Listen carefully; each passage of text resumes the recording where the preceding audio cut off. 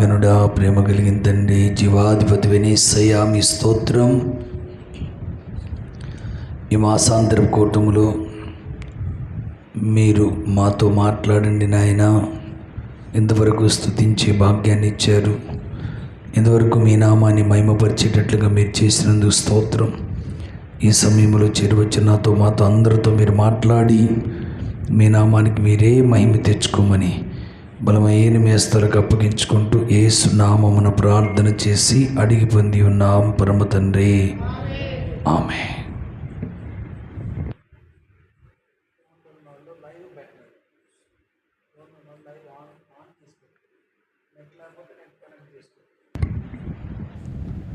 Praise the lord, praise the lord, praise the lord, ఆమేన్. ఈరోజు మన యొక్క ధ్యానార్థమై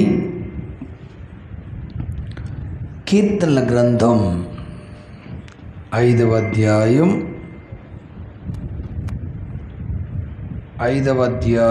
4వ వాక్యాన్ని మనం చూద్దాం. కీర్తనల గ్రంథం 5వ అధ్యాయం 4వ వాక్యాన్ని చదవగలిగిన వారు మీలో ఎవరైనా ఒకరు చదవచ్చు. నీవు దుష్టత్వాన్ని చూసి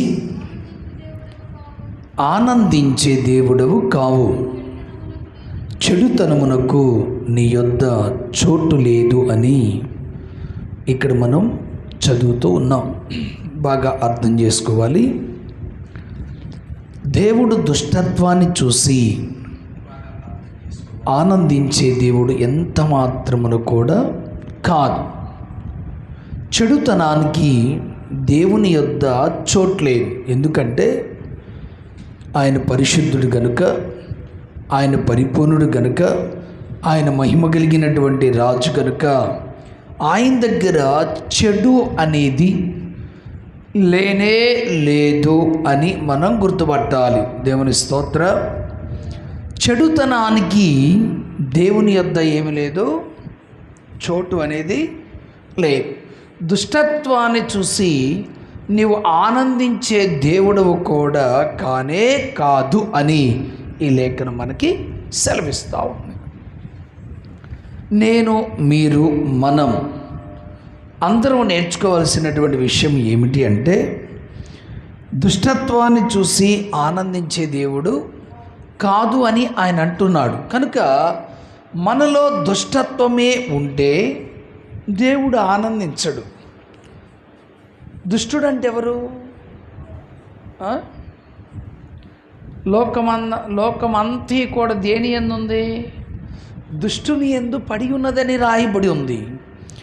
లోకము అంతా కూడా దుష్టుని యందు పడి ఉన్నదని రాయబడి ఉంది.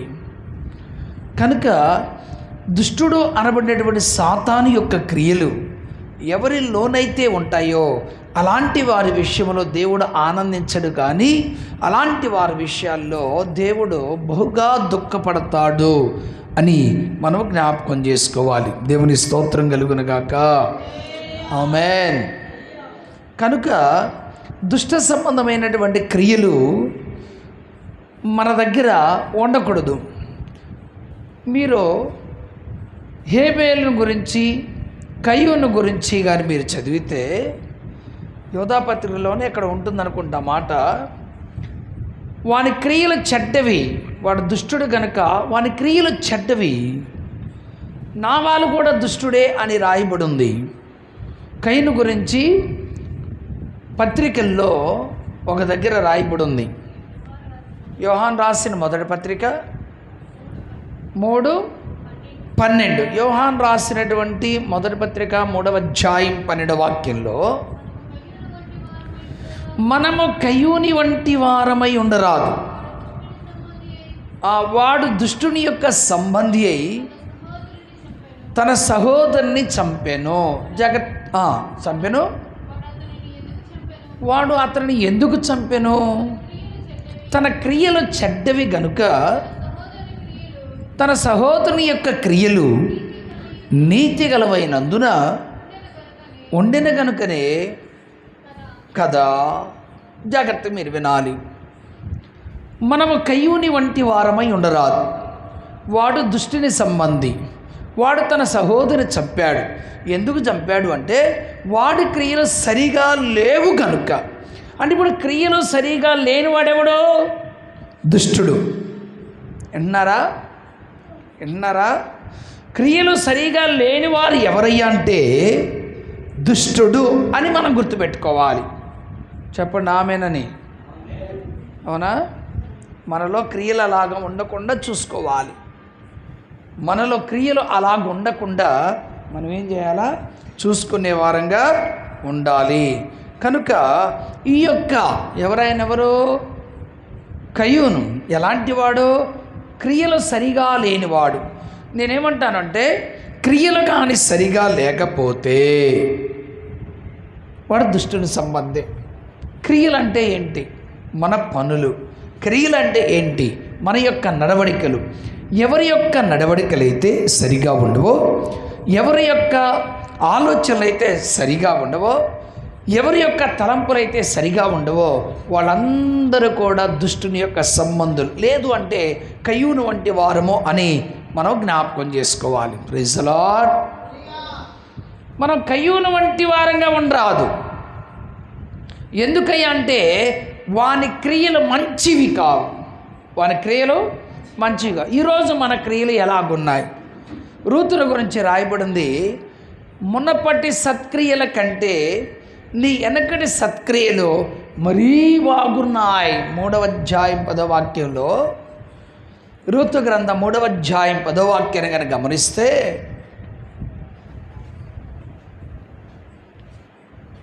చదవండి.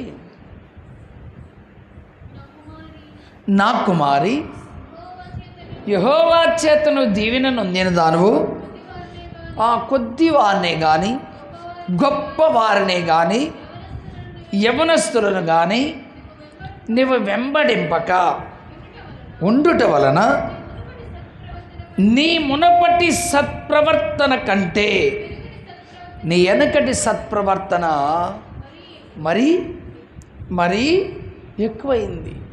సత్ప్రవర్తన చూడండి. నిజంగా ఒక మాట చెప్పాలంటే, భర్త చనిపోయిన తర్వాత ఒక స్త్రీ యొక్క పరిస్థితి ఎలాగుంటుందో ఒకసారి మీరు జ్ఞాపకం చేసుకోండి. అందుకే బైబిల్ యవనస్తులైనటువంటి యవనరాండ్రను తిమోతి పత్రికలో లెక్కలు చేర్చుకోవద్దని ఉంది. ఎందుకంటే వాళ్ళు మళ్ళీ తప్పిపోతారు, మళ్ళీ వాళ్ళు వెనకబడిపోతారు, వాళ్ళ క్రియలు చెడుగా మారిపోతాయి అని చెప్తే, భర్త చనిపోయినటువంటి ఈ యొక్క యవనస్తురాలు ఒక ఆయన సాక్ష్యం ఇస్తూ ఉన్నాడు, మున్నప్పటి సత్ప్రవర్తన కంటే కూడా నీ వెనకటి సత్ప్రవర్తన బాగుంది. నువ్వు భర్త ఉన్నప్పుడు కంటే కూడా నువ్వు భర్త లేనప్పుడు నీ జీవితం బాగుంది. మునపటి క్రియల కంటే ఈ వెనకటి క్రియలు ఇంకా మంచిగా ఉన్నాయి. ఈ రోజుల్లో భర్త ఉన్న వారి యొక్క క్రియలే సరిగా లేవు. భర్త లేని వారి యొక్క క్రియలు ఇంకెలాగుంటాయో మనం ఒకసారి గుర్తుపెట్టుకోవాలి. అయినప్పటికీ కానీ ఈ యొక్క రూతును గురించి ఏమని రాయబడిందంటే, ఆమె యొక్క ప్రవర్తన సత్ప్రవర్తన అంటే మంచి ప్రవర్తన లేదా మంచి క్రియలు కలిగిందిగా దేవుని వాక్యం చెప్తుంది. ఆమేన్. ఈరోజు మన క్రియలు ఎలాగున్నాయి చెప్పండి? ఎలాగున్నాయి ఈరోజు మన క్రియలు? ఒకసారి ఆలోచన చేయండి. మన క్రియలు ఎలాగున్నాయి? మంచివారుగా ఉన్నామా? మనం పరిశీలన చేసుకోవాలి. మనందరిలో క్రియలు సరిగా ఉండవు. సరిచేసుకొని వాటిని వదిలిపెట్టుకొని ఇంకొంచెం ప్రభు దగ్గరగా, ఇంకా కొంచెం ప్రభు దగ్గరగా, ఇంకా కొంచెం దగ్గరగా అయ్యేటట్లుగా మన భక్తిని కొనసాగించుకోవాలి, మార్చుకోవాలి. మన ప్రవర్తనలో మార్పు లేకపోతే, మన క్రియల్లో మార్పు లేకపోతే మన దేవుని దగ్గర చోటు సంపాదించుకోలేము. అందుకే కయ్యూను ఎలాంటి వాడని రాయబడిందంటే, వాడు దుష్టుని యొక్క, చెప్పండి ఎవరు? వాడు దుష్టుని యొక్క సంబంధి. వాడి క్రియలు బాగోలేవు. మనం కయ్యూను వంటి వారమై ఉండరాదు. ఎందుకంటే వాని యొక్క క్రియలంట మంచివి అని రాయబడింది. మీకు ఒక మాట చెప్తాను. అసలు ఎందుకు కోపం వచ్చింది చెప్పండి? కయ్యూనికి కోపం ఎందుకు వచ్చింది? ఎందుకు చంపాడు?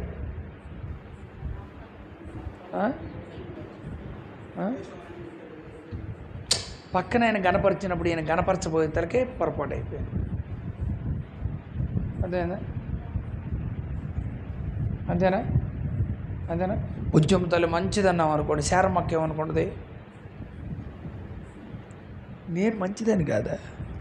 ఇంతకాలం నుంచి నీ చర్చికి వస్తుంటే బుద్ధిమంతులు మంచిదంటే దాని అర్థం ఏంటి? నీ మంచిదాన్ని కాదు కదా, మీ ఇద్దరు మంచోళ్ళు అంటే బాగుండేది.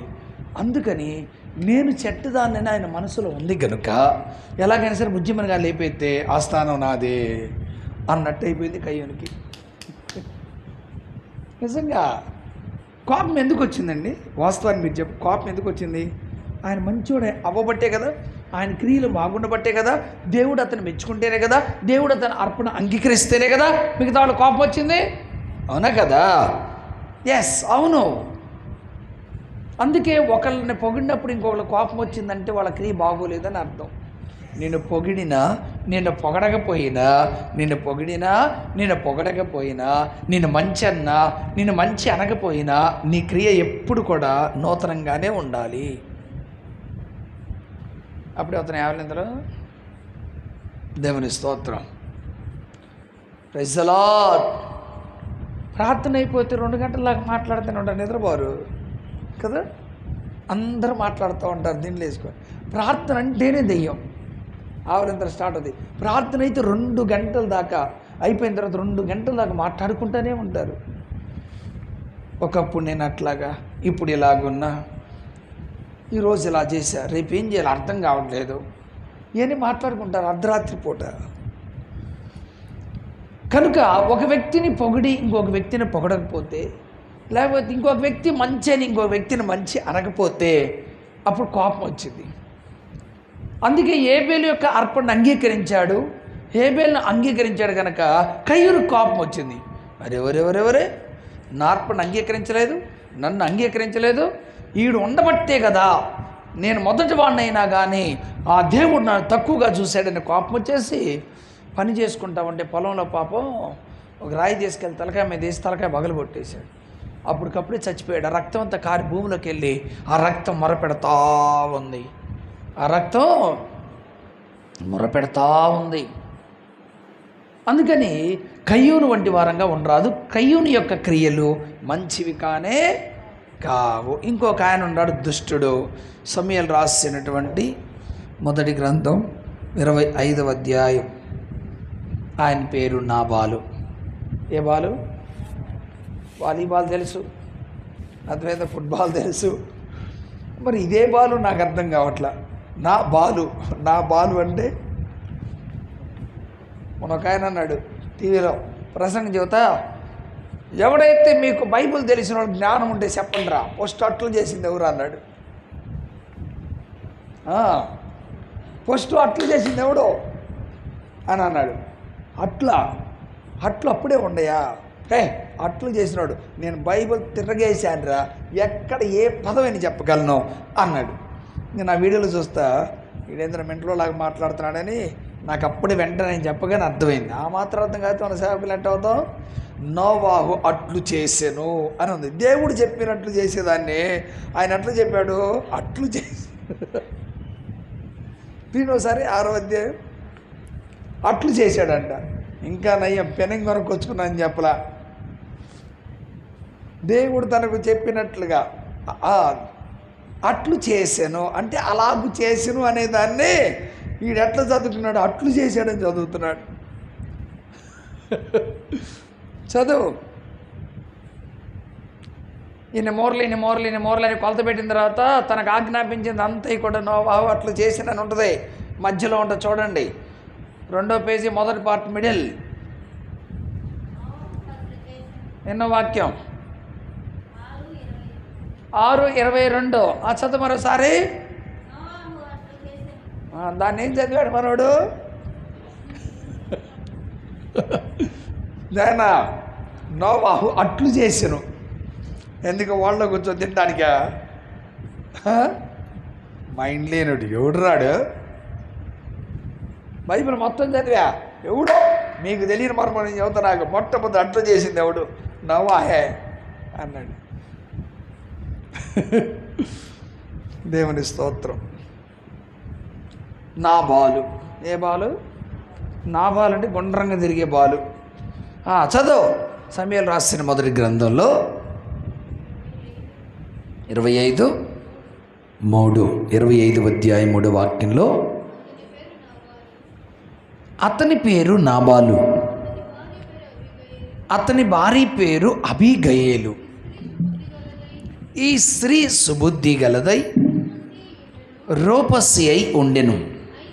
అయితే చర్యలను బట్టి చూడగా నాబాలు ఎవరంట? మొరటివాడ మోటివాడ? మోటివాడు. చర్యలను బట్టి చూడగా నాబాలు ఎవరంట? చర్యలంటే కదలికలు లేదా క్రియలు అంటారు. మోటివాడు లేదా మొరటివాడు అనుకుందాం. దుర్మార్గుడనై, మరొకసారి నాబాల గురించి చెప్దాం.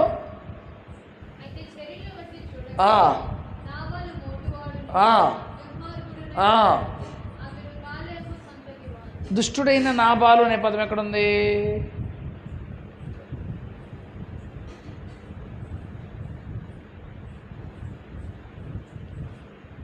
సమూయేలు రాసిన మొదటి గ్రంథం 25వ అధ్యాయంలో దుష్టుడైన నాబాలు పనివాడు ఏం చెప్తాడు? 25 చదువు. 25 నా ఏలినవాడ దుష్టుడైన ఈ నాబాలును లక్ష్య పెట్టవద్దు. ఎవరు చెబుతున్నారు? భార్య. ఆమె పేరేం పేరు? అబీగయేలు.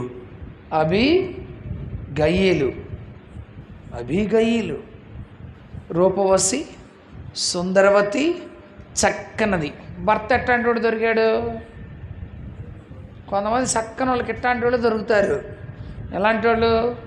వంకర టింకర బుద్ధి కలిగిన దుష్టులు. ఆమెమో మంచిది, అందగత్తె, సౌందర్యవతి. అర్థమైందా? ఆమెలో మంచి గుణాలు ఉన్నాయి. భర్తకు హాని కలగకుండా చూసుకునే గుణం ఉంది. దుష్టుడైన భర్తను కాపాడుకుంటుంది. దావీదు పరిగెడతా వస్తే, నా ఏలినవాడా ఈ దుష్టుడైన నాబాలును లెక్క పెట్టబాకయ్యా అంది. నా భర్త అని చెప్పట్లే, అక్కడ పరువు పోయిద్దని చెప్పట్లా. కనుక నువ్వేం చేస్తావు అంటే, నువ్వు ఆయన జోలికి వెళ్ళబాక, యెహోవానే చూసుకుంటాడు అని చెప్పు. ఏం పేరు? దుష్టులకి దేవుని దగ్గర ఏమి లేదు. మళ్ళీ మర్చిపోయారు కదా. 5వ అధ్యాయం 4వ వాక్యం చదవండి. కీర్తన గ్రంథం 5వ అధ్యాయం 4వ వాక్యంలో, దుష్టత్వాన్ని చూసి నువ్వు సంతోషించే దేవుడవు కావు అని రాయబడింది. అంటే ఇప్పుడు ఎవరైతే దుష్టులై ఉంటారో వాళ్ళ యందు దేవునికి ఇష్టం లేదు. దేవుడికి ఏమి లేదు? ఇష్టం లేదు. మరి ఇలాంటి క్రియలు నీకు నాకు ఉంటే మరి మన యందు దేవుడు ఇష్టపడతాడా? ఇది ప్రశ్న. ఇష్టపడతాడా? ఇష్టపడడు. కనుక దుష్ట సంబంధమైన క్రియలు మనలో లేకుండా మనం చూసుకోవాలి. హల్లెలూయా. ఆ తర్వాత కింద వాక్యాన్ని కానీ చదివితే ఈ 5వ అధ్యాయం 4వ వాక్యంలో,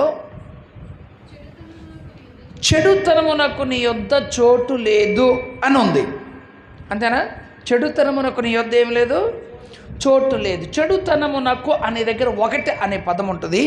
దాని కింద ఫుట్ నోట్లో దుష్టునకు అని ఉందా? దుష్టత్వం అన్నా చెడుతనం అన్నా రెండొకటేనా? చెడుతనాన్ని చూసి, దుష్టత్వాన్ని చూసి నువ్వు ఆనందించే దేవుడు కాదు. చెడుతనమునకు అనగా దుష్టత్వమునకు నీ యొద్ద ఏమి లేదు? చోటు లేదు.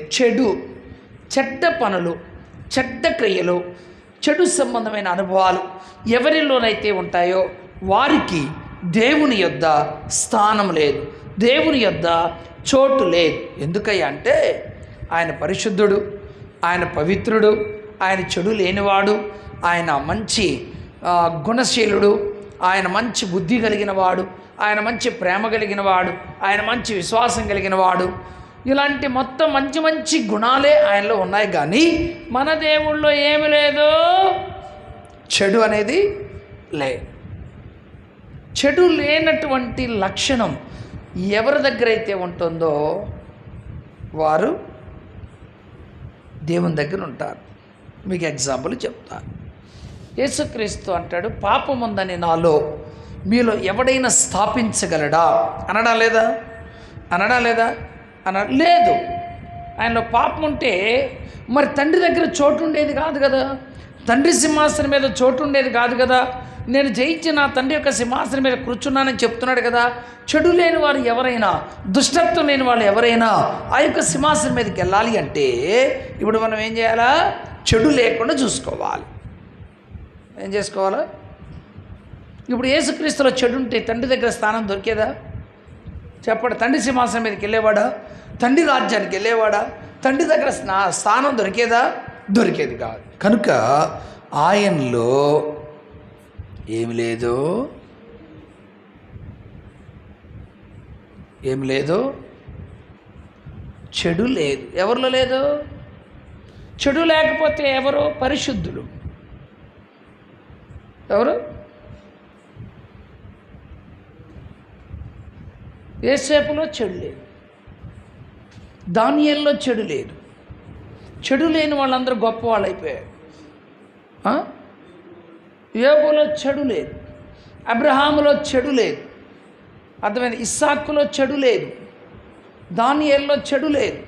చెడు లేని వారి చరిత్ర మొత్తం ఉన్నతంగా ఉంది. చెడు లేని వారి యొక్క జీవితాలన్నీ గొప్పగా ఆశీర్వాదకరంగా ఉన్నాయి. కనుక చెడు లేకుండా ఉండేటట్లుగా మనల్ని మనం ఏం చేసుకోవాలా? కాపాడుకోవాలి. ఒకవేళ చెడు ఉంటే తండ్రి దగ్గర మన స్థానం ఉండిద్ది అంటారా?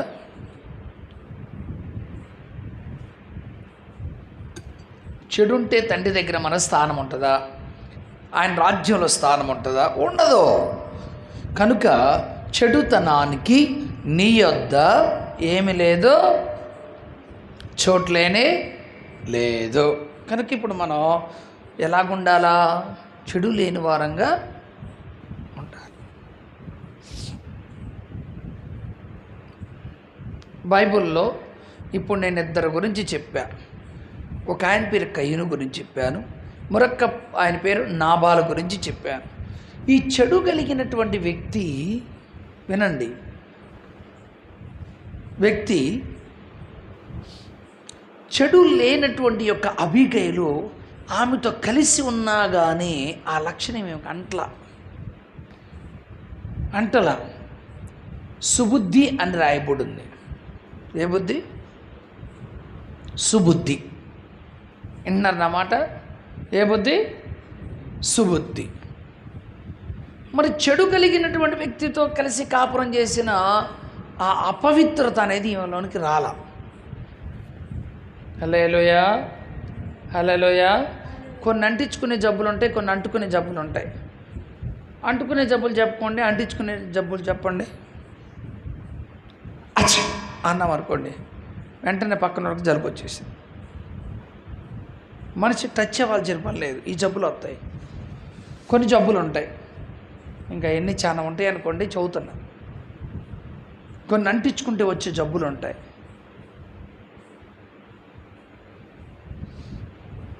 కొన్ని అంటుకోకపోయినా వచ్చే జబ్బులు ఉంటాయి. కొన్ని అంటుకోకపోయినా వచ్చే జబ్బులు ఉంటాయి. కొన్ని అంటించుకుంటే వచ్చే జబ్బులు ఉంటాయి.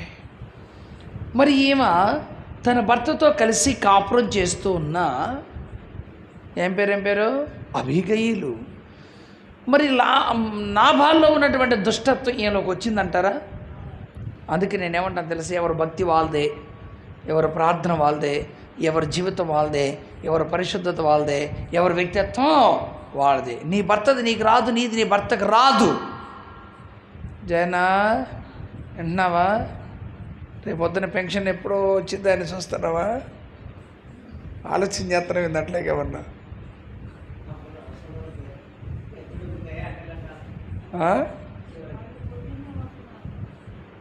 ఏంది ఆలోచన చేస్తున్నావు కదా? చేస్తున్నావా? ఈను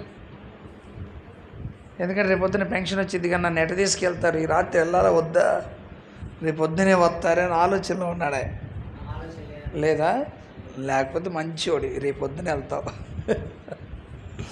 దేవుని స్తోత్రం. అర్థమైందా? కనుక చెడుతనం ఉంటే దేవుని దగ్గర మొట్టమొదటిగా ఆయన రాజ్యంలో చోట్లేదు. రెండోది ఆయన దగ్గర చోటు లేదు. మూడోది, ఆయన సింహాసనం మీద కూడా చోటు లేనే లేదు. దుష్టత్వాన్ని చూసి నువ్వు సంతోషించే దేవుడో కాదు, లేదా ఆనందించే దేవుడో కాదు. చెడుతనమునకు నీ యొద్ద ఏమీ లేదు, చోటు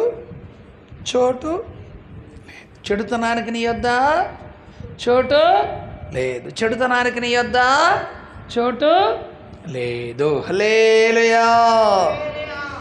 అది మరి దేని చోటు ఉంది? దేవుని దగ్గర ఏముంటే చోటు ఉంది?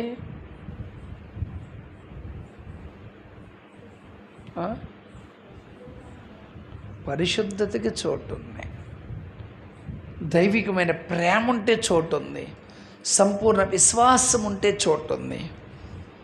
అర్థమైందా? ఇలాంటి వాళ్ళకి ఉంటాయి. అందుకే మన క్రియల విషయంలో చాలా జాగ్రత్తగా మనం ఉండాలని దేవుని వాక్యం మనకి సెలవిస్తూ ఉంది. హల్లెలూయా. ఇప్పుడు ఏం చేద్దాం చెప్పండి? ఇప్పుడు ఏం చేద్దాం? చెడును కడుక్కోవాలి. ఇంకా మీరు బైబిల్లో చెప్పండి, ఎవరి దగ్గర ఇంకా చెడు ఉంది చెప్పండి ఒకసారి. సౌలా చెడు పోనీ దుష్టత్వంలో ఎవరు నడిచారో చూడండి. నేను ఇంకో మాట చెప్పమంటారా? తామారా, హామానా, దుష్టుడైన హామాన్. దానికంటే ముందు ఒక మాట చెప్తా. అపోస్తల కార్యాలు 8వ అధ్యాయంలో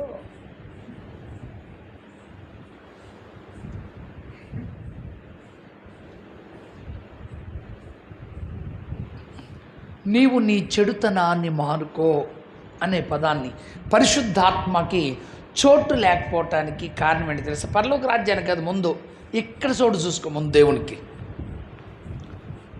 ప్రైజ్ ది లార్డ్. కోడి కొత్తుంది చదువు. అపోస్తలు 8 ఏమనుంది? కాబట్టి ఈ నీ చెడుతనాన్ని మానుకొని మారుమనసు పొంది ప్రభువుని వేడుకొనుము. ఒకవేళ అంటే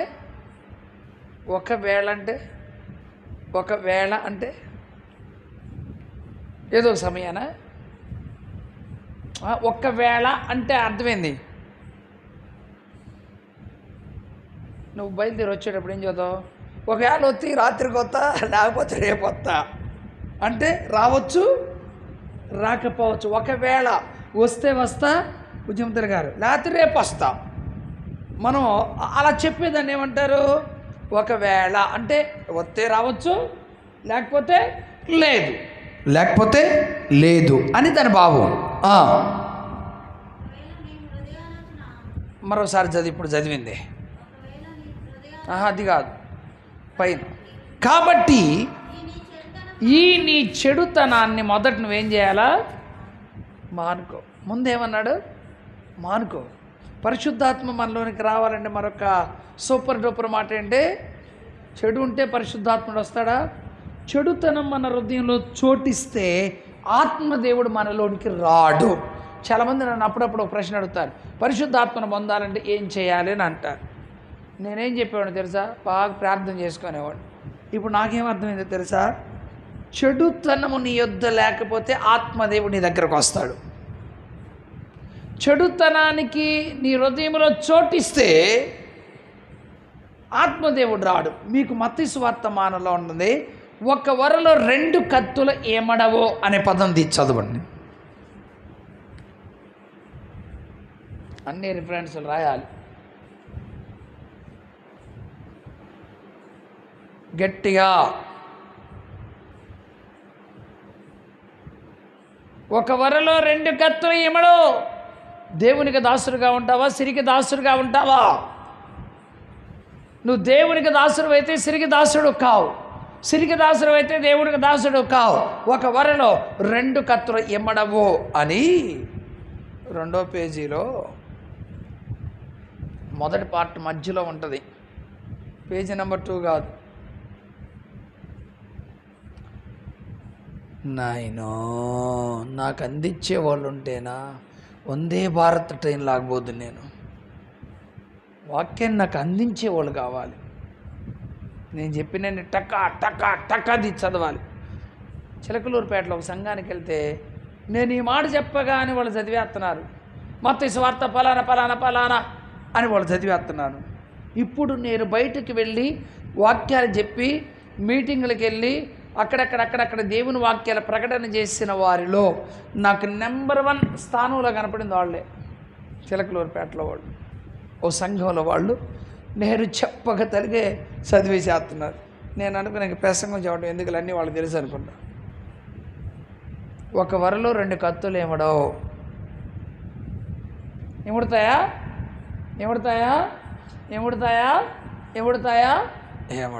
అందుకే నీలో చెడు ఉంటే ఆత్మదేవుడు నీలోనికి రాడు.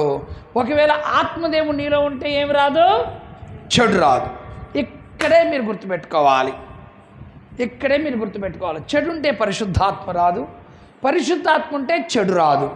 చెడు ఉంటే పరిశుద్ధాత్మ రాదు, పరిశుద్ధాత్మ వస్తే చెడు మనలోనికి రాదు అని సందేహపడకుండా మీరు చక్కగా విని నేర్చుకొని మీలో చెడును తొలగించుకోండి. అప్పుడు ఆత్మదేవుడు వస్తాడు. ఆత్మదేవుడు వచ్చిన తర్వాత ఆత్మను కాపాడుకోండి. ఇంకెప్పటికి కూడా చెడు మీ దగ్గరకు రానే రాదు. దొరికిందా?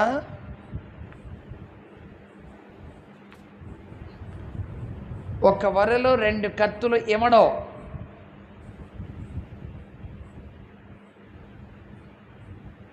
రెండో పేజీలోనే ఉంటుంది, మధ్యలో ఉంటుంది, ఫస్ట్ పార్ట్లో. సరేలే, అంత నీడేం కాదు కానీ నాకు వెళ్ళి చూడండి. చెడు ఉంటే పరిశుద్ధాత్మ రాదు, పరిశుద్ధాత్ముడు ఉంటే చెడు రాదు. పరిశుద్ధాత్మ ఉంటే చెడు రాదు, చెడు ఉంటే పరిశుద్ధాత్మ రాదు. అంటే ఇప్పుడు మనం ఏం చేయాలా? చెడున్న వాళ్ళందరూ చెడును తొలగించుకొని పరిశుద్ధాత్మను పొందాలి. పరిశుద్ధాత్మ పొందిన వాళ్ళు ఎప్పుడు కూడా తను కాపాడుకుంటూ ఉంటే చెడు అనేది మనలోనికి రాకుండా ఉంటుంది. అందుకే కాబట్టి ఈ నీ చెడుతనమును మానుకొనుము.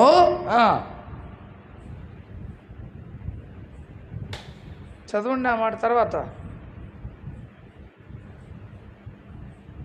8వ అధ్యాయం 22లో మీరు చదువుతున్నారు అపోస్తల కార్యాలు. మళ్ళా చదువు. కాబట్టి ఈ నీ చెడుతనమును మానుకొనుము.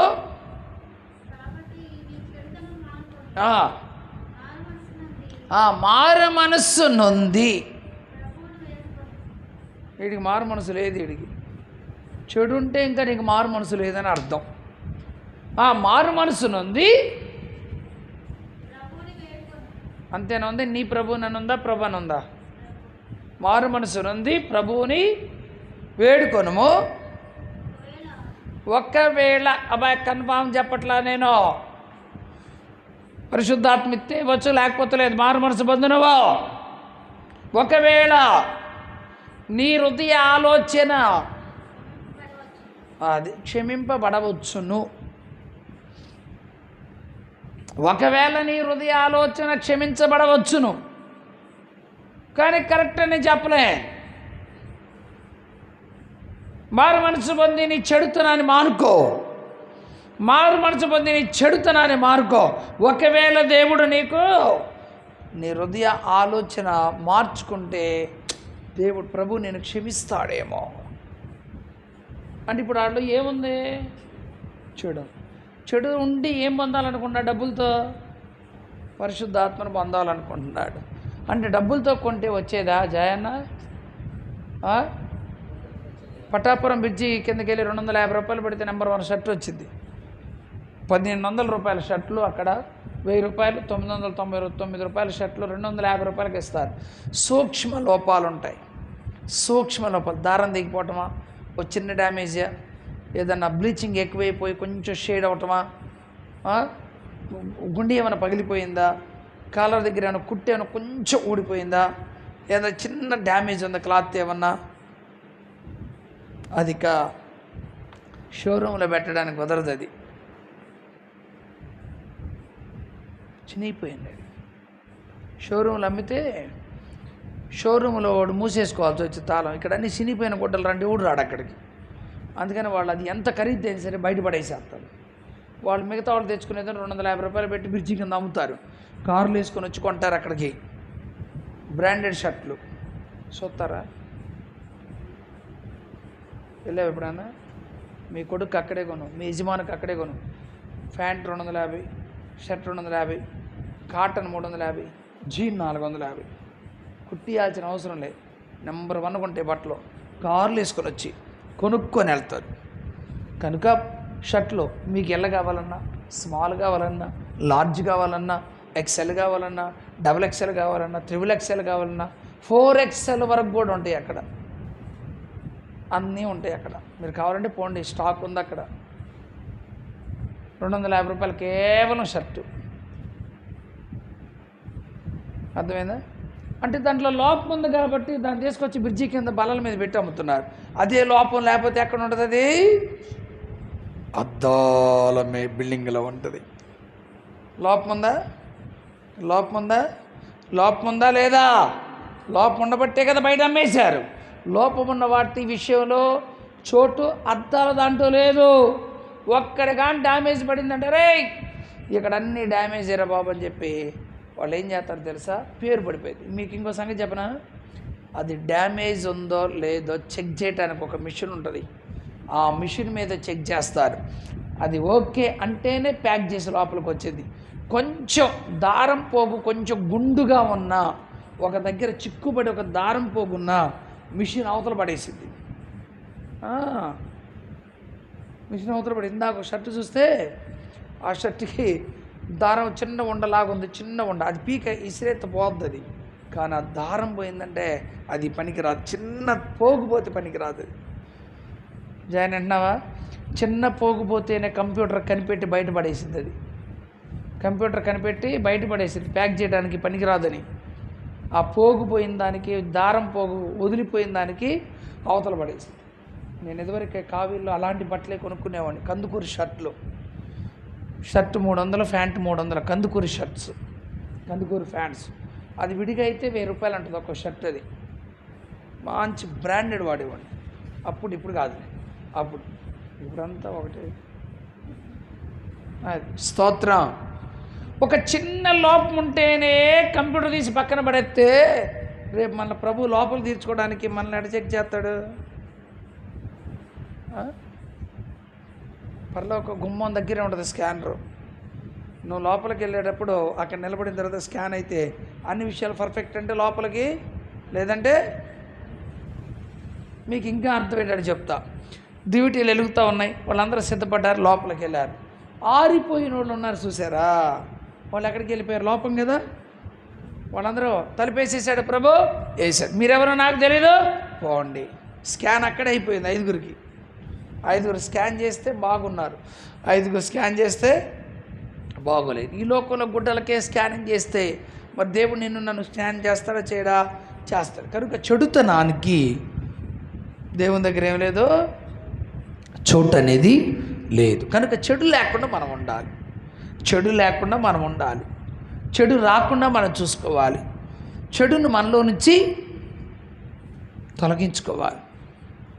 ఇప్పుడు పరిశుద్ధాత్మ పొందాలంటే మనలో ఏముండకూడదు? చెడు ఉండకూడదు. పరిశుద్ధాత్మను పొందిన వానిలో ఏముండదు? చెడు ఉండదు. చెడు ఉండదు. కనుక ఈ మాటలు విన్నటువంటి మీరు చాలా జాగ్రత్తగా బాగా అర్థం చేసుకొని చక్కగా చెడు లేకుండా ఎప్పటికప్పుడే మీరు ఎలా కూడా మంచిగా ఉండేటట్లుగా చూసుకోవాలి. పరిశుద్ధాత్మ రావాలంటే మనలో ఏముండకూడదు? చెప్పండి గట్టిగా. ఇప్పుడు పరిశుద్ధాత్మను పొందిన వారిలో ఏమున్నట్టు? ఆ మాట పోయి పొందిన వాళ్ళని అడిగారంటే చంప అంటదండి, అంతే. అనిద్దాందా? పరిశుద్ధాత్మ పొందనే వారు ఎవరైనా ఉంటే, నువ్వు పరిశుద్ధాత్మ పొందలా, నీలో చెడు ఉందన్నావు అనుకో, వాళ్ళు నేనేమంటారు? నీవే చెడు మొక్కదాని, నువ్వే అట్టాంటి దాని, నువ్వే అట్టాంటి ఓడివి అంటారంటరా? అంటారు. ఇంకా అవసరమైతే కొడతారు కూడా. అందుకే చెడు లేకుండా మనం చూసుకోవాలి. పరిశుద్ధాత్మ పొందకపోవడానికి కారణం ఏంటి అంటే మనలో ఏముంది? చెడు. కనుక నీ చెడుతనాన్ని మానుకో, ఒకవేళ నీ హృదయ ఆలోచన క్షమించబడవచ్చును అని చెప్పి వీళ్ళు వెళ్ళిపోయారు. వెళ్ళిపోలేదా? మరి తర్వాత ఆడ గురించిన మ్యాటర్ ఏమైనా ఉందా బైబిల్లో? ఉందా ఉందా ఉందా ఉందా లేదా? ఉందా లేదా? గారడి సింహన్ గురించి ఉందా? లేదు. మనోడి పని అయిపోయింది. ఓర్పా గురించి ఏమైనా ఉందా? ఎక్కడికి వెళ్ళింది? మోయాబ్కి వెళ్ళింది. చరిత్ర ఉందా? లేదు. దేవుడి మాట వినని వాళ్ళు పులి స్టాపే. కామా కాదు. కామా పెడితే మ్యాటర్ ఉందని అర్థం, పులి స్టాప్ పెడితే అయిపోయిందని అర్థం. పులి స్టాప్ అంటే డేట్ పెట్టేదను పులి స్టాప్ పెడతాడు. అక్కడికి వెళ్ళిన తర్వాత మనం పోవాలి. ఇంకెక్కడ మట్లో కామా ఉంటే కొంచెం సాగు బతుకులు పడి పైకి వస్తావు. మరలా పులి స్టాప్ కానీ వచ్చిందనుకో అయిపోయిందని అర్థం. కామా అయితే నీకు మళ్ళా లైఫ్ ఉందని అర్థం. నీకు కామా కావాలా, పులి స్టాప్ కావాలా? అది కామా కావాలి. ఏంటది? కామా కావాలా, పులి స్టాప్ కావాలా?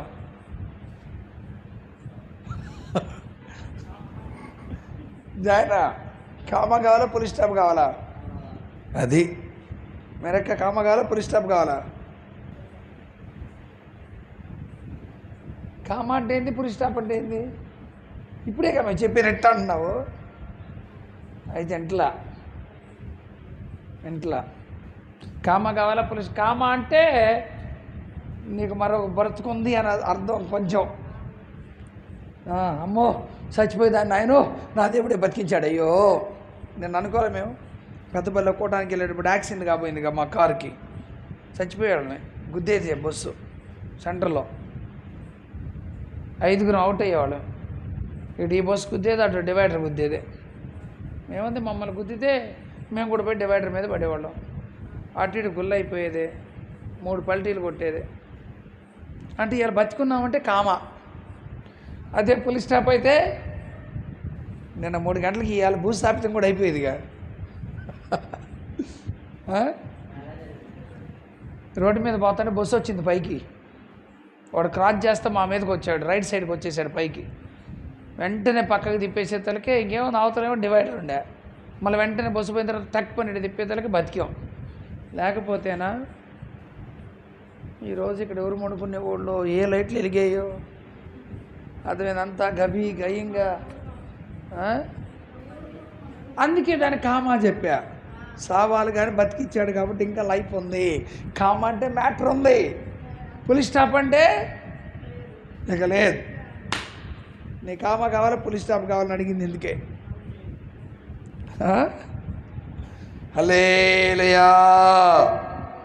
ఓకేనా? అందుకే చెడుతనానికి దేవుడు దగ్గర చోటు లేదు. అనగా దుష్టత్వానికి దేవుడి దగ్గర ఏం లేదు, చోటు లేదు.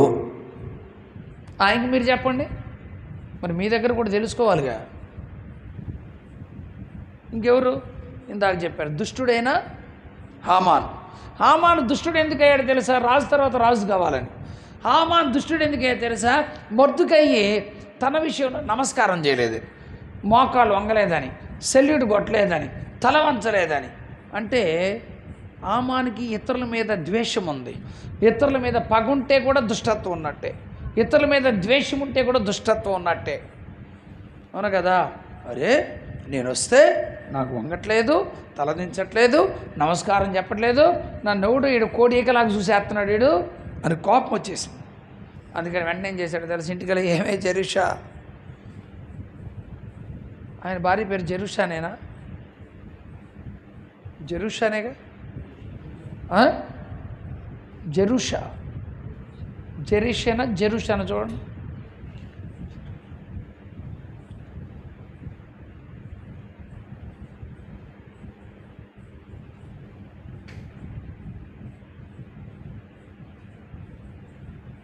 ఎస్తేరు గ్రంథం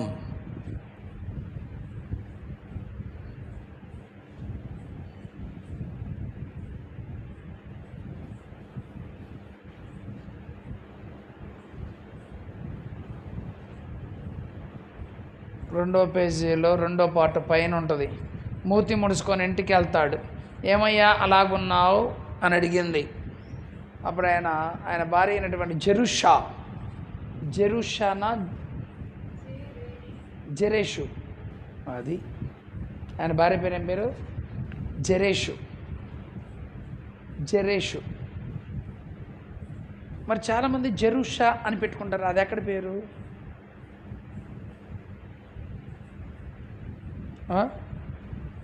సరే, దాని గురించి తర్వాత చెప్తా. భార్యని అడిగాడు. భార్య అందే, ఆయన ఊదుడైతే నువ్వు అనవసరం రా చచ్చిపోతావు, నాకున్న మొగుడు నువ్వే, అర్థమైందా? చచ్చిపోతావు, ఆయన జోలికి వెళ్ళబాకరా నాయన, యూదుల జోలికి వెళ్ళకూడదు, వాళ్ళు మామూలు కాదు, లేపేస్తారు ఎవడినైనా సరే, వాళ్ళ దేవుడు కూడా మామూలు ఆయన కాదు అని జెరేషు, అంతేనా? జెరేషు చెప్పి వీడికి ఏ కాడికి రాజవస్త్రాల మీద, రాజకిరీటం మీద, రాజుగుర్రం మీద, రాజు బంగారం దండం మీద, రాజముద్రక మీద, రాజుకోట మీద, పదవి మీద, సింహాసనం మీద, అధికారం మీద దాహం కొని ఉన్నవాడు ఎవరోయడు? దుష్టుడు. అదేందా? కోరుకోకూడదు మనం, నాకు అది అది అది అని కోరుకోకూడదు. తన ఘనత కొరకై ఇతను కోరుకోదలిచాడు గనుక దేవుడు ఇతను ఏం చేశాడు? లేపేశాడు. మొర్దుకైకి నియమించినటువంటి ఉరి స్తంభం ఉరికో ఎవరికైంది? హామానుకైంది. దుష్టుడే కదా. దుష్టుడు సావు వచ్చిందా? దుష్టుడైనటువంటి నాబాలు సావు వచ్చిందా? దుష్టుడైనటువంటి వ్యక్తికి ఆత్మ లేనివాడు నా వాడు కదని సచ్చినుడేగా. క్రియల వల్ల ఒకడు చచ్చాడా? కయ్యూను. దుష్టత్వం కలిగిన లక్షణాలు ఎవరిలోనైతే ఉంటాయో వాళ్ళందరూ కూడా చచ్చిన అనుభవం కలిగినటువంటి వారే. ఇంకొక పేరు చెప్పండి. యెజబెలా ఆమె కూడా దుష్ట స్త్రీనే. యెజబెల్ ఎప్పుడో చచ్చిపోయింది, కానీ యెజబెల్ ఆత్మ చచ్చిపోవాలా. ప్రపంచం మొత్తం ఆడవాళ్ళని మగవాళ్ళని అందరినీ గింగరాలు తిప్పేస్తుంది అది యెజబెల్ ఆత్మ. సోకులు కలిగిన ఆత్మ మొత్తం యెజబెల్దే. అలంకారం కలిగిన ఆత్మ అంతా యెజబెల్దే. సౌందర్యం కోరుకునే ఆత్మ అంతా యెజబెల్దే. హల్లెలూయా చెప్పండి, ఎవరిదే? యెజబెల్ చచ్చిపోయినా యెజబెల్ ఆత్మ మాత్రం చచ్చిపోయిందంటారా? అందుకే చాలామందిలో యెజబెల్ ఆత్మ దూరింది. చాలామందిలో ఏ ఆత్మ దూరింది? యెజబెల్ ఆత్మ. అందంగా ఉండే ఆత్మ యెజబెల్దే. గర్వంగా ఉండే ఆత్మ యెజబెల్దే. ఇతరులు రెచ్చగొట్టే ఆత్మ యెజబెల్దే. ఇతరులను హత్య చేయించే ఆత్మ యెజబెల్దే. యెజబెల్ కదా. ఇతరులు తరిమే ఆత్మ యెజబెల్దే.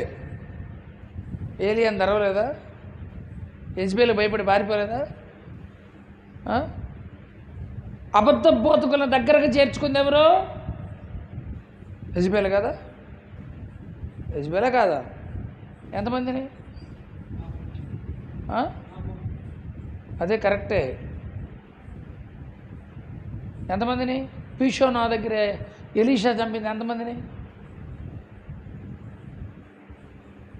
450 మంది బయలు ప్రవక్తల. ఎంతకాలం మీరు 2 తలంపుల మధ్య ఉంటారు అన్న దగ్గర ఎంతమందిని చంపాడు? బాగా మీరు అర్థం చేసుకోండి. వీళ్ళందరూ పెట్టి పోషించేది ఎవరేమో? దొంగ ప్రవర్తలందరూ కూడా యెజబెల్ స్పిరిట్ లేదో, వాళ్ళు దేవుని ఆత్మ లేదో. కొంతమంది దగ్గర యెజబెల్ స్పిరిట్ ఉంది. 450 బయల ప్రవక్తలు. చదవండి ఆ మాట. రాజుల 1 గ్రంథం 18లోనో 19లోనో ఉంటుంది. ఎద్దును తెచ్చి తునకలు చేసిన తర్వాత, బలిపేట మీద అగ్ని దిగొచ్చిన తర్వాత, ఫస్ట్ పేజీ 1వ పార్ట్ దగ్గర కీషోను వాగు దగ్గర 450 మంది బయలు ప్రవక్తలు హతమార్చాడని ఉందా? 400 అని ఉందా? 450 అని ఉంటుంది, మధ్యలో ఉంటుంది.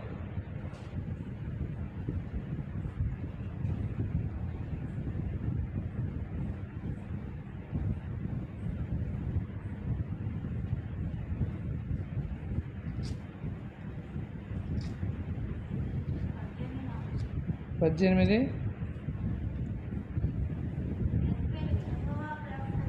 40వ వాక్యం చూడు.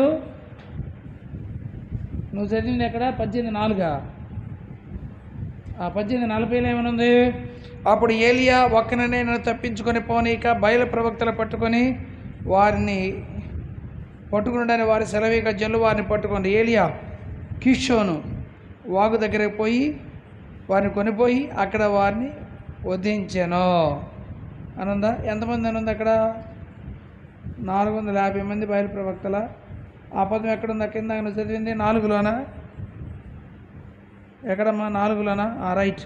అప్పుడు ఏలియా ప్రవక్త యెహోవాకు, నేను ఒక్కడిని చేయించున్నాను, బయలు ప్రవక్తలు 450 మంది ఉన్నారు. 22వ వాక్యం 22లో ఉందా? ఉందా లేదా? 22లో 450 మంది. ఈ 450 మందిని పట్టుకొని కీషోను వాగు దగ్గరికి వెళ్ళి అక్కడ ఏలియా వాళ్ళందరూ పట్టుకొని చంపేపించేసి, వీళ్ళందరినీ పోషించేది ఎవరు? అయ్యో ఎవరు?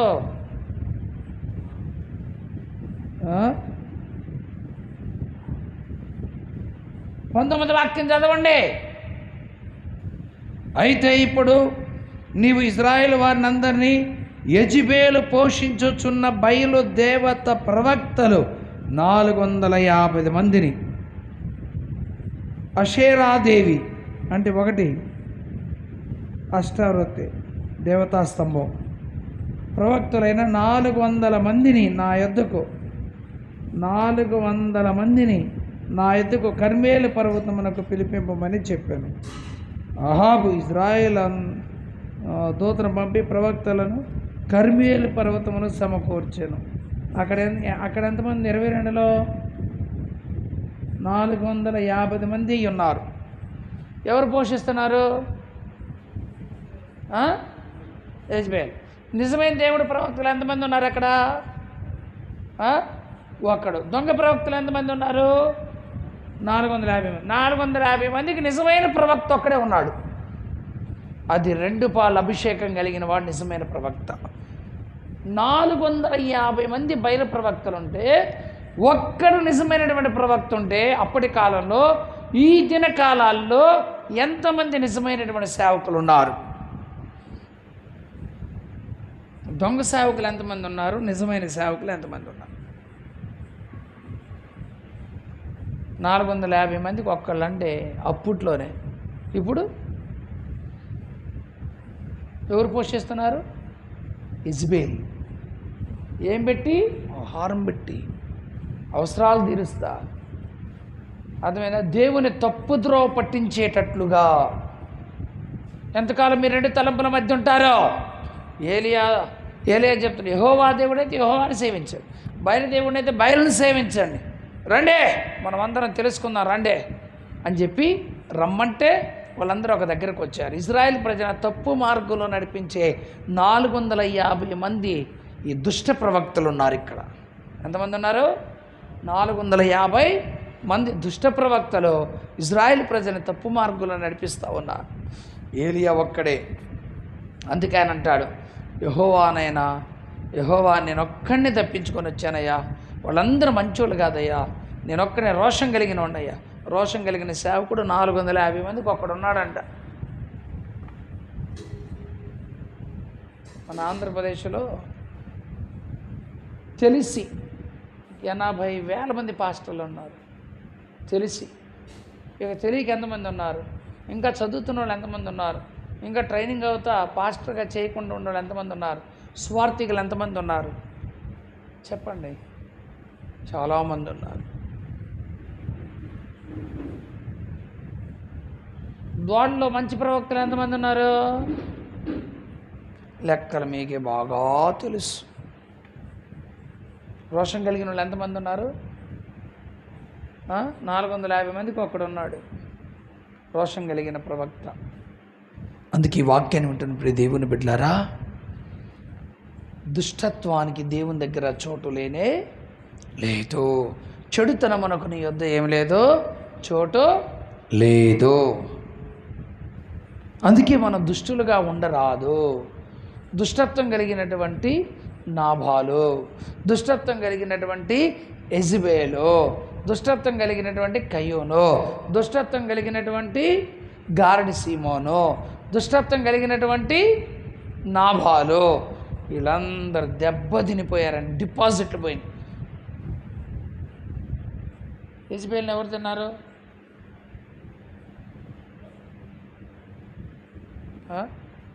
డాగ్స్, కుక్కలు తిని పడేసినాయి. ఏనా కుక్కలు తినేసినాయి అన్న. కుక్కలు మనుషులు కూడా తింటాయా, చంపుతాయా? కుక్కలు చంపి తింటాయి. చంపి మన ఈ మధ్య ఒక ఆయన చెప్పాడు, పెంపుడు కుక్కే పైన పడి కరిసిందండి. ఈ మధ్య ఇంకొక న్యూస్ కూడా వచ్చింది, కుక్క నాకినా కూడా ప్రమాదమేనంట. పన్ను కూడా తగలకూడదంట. ర్యాబిస్ అనే వ్యాధి వచ్చింది. ర్యాబిస్ అంటారు, ఇంకంతే. వీళ్ళు కూడా అరుతారు కుక్కలాగానే. దేవుని స్తోత్రం. కనుక ప్రియమైనటువంటి దేవుని బిడ్డలారా, ఈ వాక్య భాగంలో మనం గమనిస్తే చెడుతనానికి నీ వద్ద ఏం లేదు, చోటు లేదు. మనం చెడువారుగా ఉండరాదు. ఓకేనా? ఓకేనా? ఇంకా చెప్పాలంటే ఇంకొక్కటి చెప్పండి, ముగించుకుందాం, తర్వాత విజ్ఞాపన చేద్దాం. ఈ లోపల ఛాయ్ పెడుతున్నారా? చెప్పండి, ఇంకొకటి చెప్పండి. యెరోబాము దేవుని దృష్టికి చెడు నడత నడిచి ఇజ్రాయిల్ అందరూ కూడా చెడు నడత నడవడానికి కారకుడయ్యాడు. బైబిల్లో యారోబాము యొక్క చెడు క్రియలు అనే పదం ఎక్కువగా ఉంది. ఈ యొక్క యెరోబాము కాదు కానీ యెరోబాము చెడు నడత కలిగిన విషయాన్ని దేవుడు కొన్ని పదుల సార్లు ప్రస్తావించాడు. ఆ మాటని ప్రస్తావించలేదా రాజుల గ్రంథంలో? యెరోబాము యొక్క క్రియలు సరిగా లేవు. ఇజ్రాయెల్ ప్రజలందరి విషయంలో చెడు మార్గంలో నడిపించబట్టానికి కూడా కారకుడయ్యాడు. అందుకే యెరోబాము నడిచిన చెడు నడత అనే పదం బైబిల్లో ఉంది ఎక్కువగా ఈ యొక్క యెరోబాము గురించి. కనుక వాస్తవానికి చెడు అనేది ఎంత ప్రమాదమో, చెడు కలిగిన వారు దేవుని రాజ్యానికి వెళ్ళలేరు. చెడు కలిగినటువంటి వారు దేవుని రాజ్యంలో ప్రవేశించరు. కనుక ఈ వాక్యాన్ని వింటున్న నీవు నేను మనలో ఏమి లేకుండా చూసుకోవాలి, చెడు లేకుండా మనం ఏం చేయాలా, చూసుకునే వారంగా ఉండాలి. ప్రైజ్ ది లార్డ్, హల్లెలూయా. అందుకే చెడు ఉంటే మనం మంచి వారంగా ఉండలేం. పరలోక రాజ్యంలో స్థానం లేదు, పరలోక రాజ్యంలో ప్రవేశించలేం, సింహాసనం మీద స్థానం లేదు, దేవునిలో స్థానం లేదు. మొన్న చెప్పాను మీకు ఈ మధ్య, దేవుడు ఒక ఆయన అడిగాడంట, పరలోక రాజ్యంలో స్థానం కావాలా, దేవునిలో స్థానం కావాలా అని అడిగాడంట. మీకు అడుగుతున్నా, పరలోక రాజ్యంలో స్థానం కావాలా మీకు, దేవుని హృదయంలో స్థానం కావాలా?